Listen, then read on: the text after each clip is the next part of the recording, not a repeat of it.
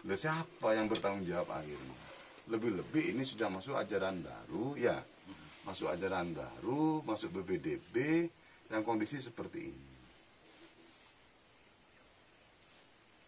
Gitu loh. Pada remes sikap kita inilah. Ini yang perlu didiskusikan matang kan kok tuh, Pak. Dek sekor moro sekarang normal, ya wes lah, malam melepuh. Tidak seperti itu. Karena normal itu tetap melakukan yang namanya protokol kesehatan. Masker, penyemprotan, cuci tangan, pancet itu, Pak. Hanya dianggap karena sudah PSBB, ya, yang positif itu sudah mulai menurun, akhirnya dianggap PSBB selesai. Tapi orang yang sudah kena ini, ya pakun, Pak, sekarang ini. Benih pahbere 100%. Lebih-lebih di lingkungan pesantren, datang Kalimantan, datang Bandung, datang Sorbojo, datang Ampel Gading. Tes itu hanya tes suhu, Pak.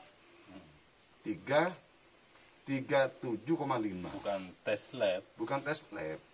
Kalau di bawah 37,5 itu dianggap normal. Tapi kalau sudah 38, 39 itu sudah menjadi PDP orang atau ODM. Lah dia. Terus siapa juga yang bertanggung jawab membelikan kita itu? Sekolahan lagi, Pak. Rugi, Pak. Sebenarnya Maka ya. menurut saya solusinya tetap melaksanakannya namanya daring, tapi konsekuensinya pemerintah harus memberi fasilitas. Apa fasilitasnya? Belikan Android siswa itu. Apa itu hak pakai, apa itu hak pinjam, terserah bahasanya. Wifi. Maka itu tidak membebankan kepada siswa. Atau kalau nggak gitu disubsidi yang namanya data. Dari mana subsidinya? Dari pemerintah lagi, Pak. Berarti ongkosnya harus dinaikkan, Pak. Masuk kan solusinya? Masuk. Ini yang kamu bicarakan itu memang lebih fokus kepada nasib pendidikan di lingkungan kita kan gitu. Tapi kalau bicara pandemi ini kan global, Pak. Tidak, global, iya, cuman global. Artinya, kita fokusnya ke pendidikan, maksud saya itu. Artinya menurut saya ketika bicara pandeminya itu tidak bisa kita bicara satu mata wayang di pendidikan saja. Artinya begini, seperti yang disampaikan oleh Bapak Menteri Pendidikan, itu kan beliau memberikan statement dan memberikan keputusan itu sesuai dari apa yang dikeluarkan oleh Kementerian Kesehatan. Betul. Kan begitu ya. Yang mana Kementerian Kesehatan inilah yang menjadi ujung tombak adanya pandemi ini.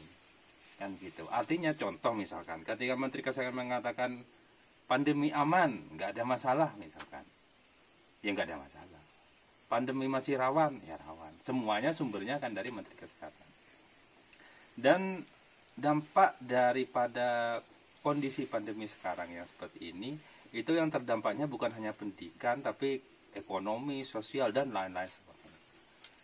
Nah, dengan kondisi yang seperti ini, yang carut-marut seperti itu, dan muncul konsep yang namanya new normal, itu saya membaca, kalau saya pribadi membaca ya, itu merupakan sebuah masih bukan solusi, tapi juga solusi kan begitu.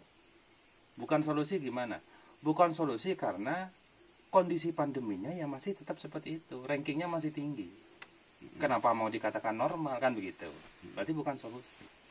Tapi tidak dikatakan solusi, ini merupakan solusi bagi sisi yang lain. Sisi apa? Contohnya sisi perekonomian. Ketika kita 100% melaksanakan protokol kesehatan, khususnya yang dari WHO misalkan, social distance, terus lockdown, apalagi PSBB dan yang lain, semuanya akan mandek, semuanya akan lumpuh kan gitu kan. Dan kita tidak siap terhadap kelumpuhan itu. Akhirnya muncul pemikiran, ibaratkan pemikiran nakal, muncul pemikiran akal kita berdampingan harmonis dengan corona. Berdampingan harmonis dengan corona. Akhirnya bagaimana? Akhirnya muncullah konsep new normal itu. Kenapa kok saya mengatakan berdampingan dengan corona?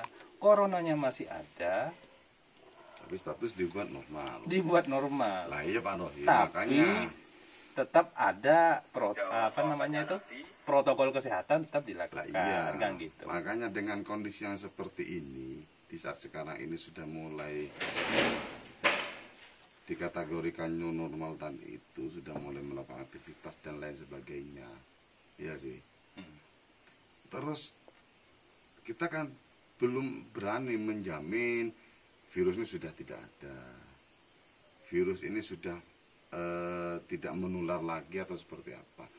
Karena bagi saya kata normal itu hanya bagian dari konsep pasca PSBB, Pak. Melihat ratingnya yang terdampak itu mulai menurun. Kalau memang menurun. Akhirnya dibuatlah new normal tadi itu. Orang boleh bekerja, orang boleh belajar, orang boleh melakukan aktivitas apapun, tapi tetap melakukan protokol kesehatan, pakai masker, cuci tangan, terus tetap itu Pak. Gitu. Karena tidak mungkin pemerintah itu akan tetap melakukan yang namanya PSBB selamanya Pak. Risiko tinggi Pak. Iya, kita tidak siap dengan itu. Gitu loh. Negara kita tidak siap. Karena harus konsekuensinya ya membiayai, ada biaya kosnya besar.